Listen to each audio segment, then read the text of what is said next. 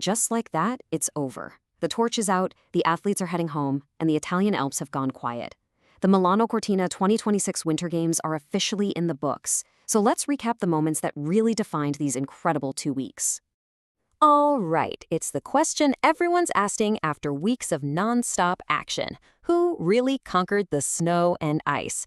Let's get right into the medal count.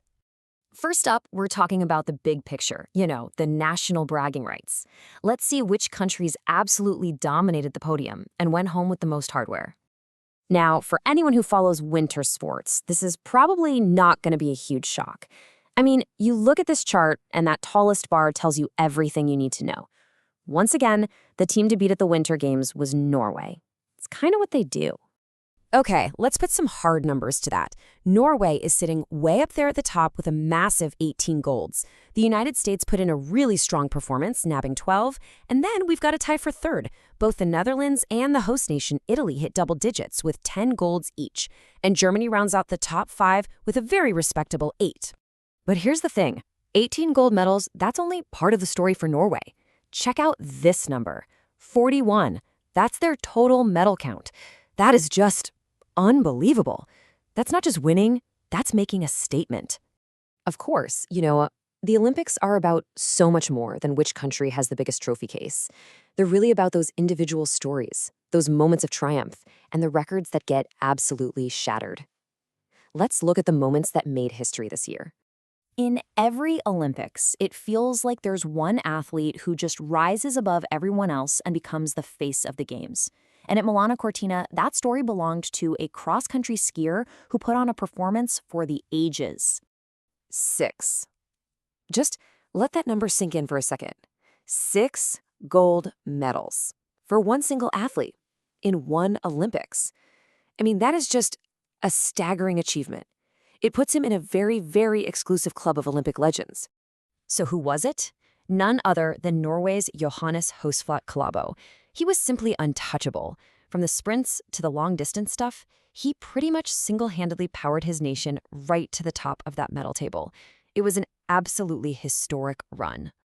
But Klæbo wasn't the only one making history. Over on the ice, the U.S. men's hockey team, wow, they created their own miracle. For the first time since all the way back in 1980, they took home Olympic gold. An emotional, massive victory that ended a 46-year drought.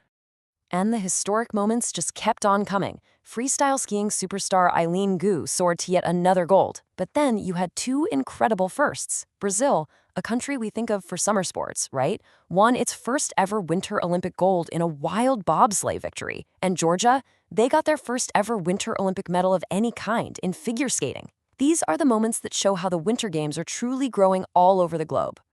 So the athletes have left, the medals are all handed out. What happens now? What's left behind? Well, the final chapter of any Olympic story is its legacy. And an Olympic legacy isn't just about good memories. We're talking about the tangible, real-world impact on the host region. Think new roads, new venues, new economic opportunities, all things that are supposed to last for decades to come.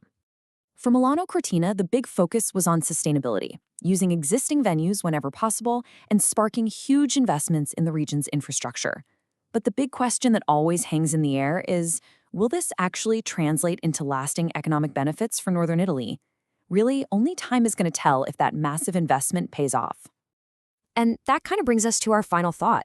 The medals are counted, the records are in the books. But the real measure of success for Milano Cortina, that's going to unfold over years, not weeks. And it leaves us with this question. Beyond all the incredible moments of athletic glory, what is the real lasting value of hosting the world's biggest party?